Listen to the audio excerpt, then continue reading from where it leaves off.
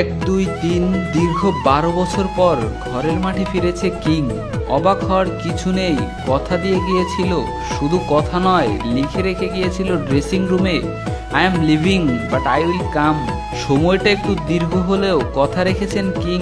প্রেমিকরা তো ঠিক এরকমই হয়, কথা দিলে কথা রাখে, ফাঁকি দেয় না।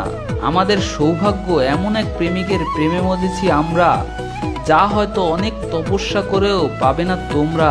১২ বছর আগে এখান থেকে যাওয়ার সময় অনেক ভক্তকে কাঁদিয়ে গিয়েছিলেন, ঠিক ১২ বছর পর আজ আসলেন ফিরে, আজও কাঁদালেন। তবে শুধু ভক্তরা নয়, এবার কেঁদেছেন ব্রাজিলের আকাশও। ১২ বছর আগের ওই কান্নার সাথে এই কান্নার তফাৎটা শুধু এক জায়গায়, সেবারের কান্নাটা ছিল কষ্টের, আর এবার এটা শুধুই সুখের।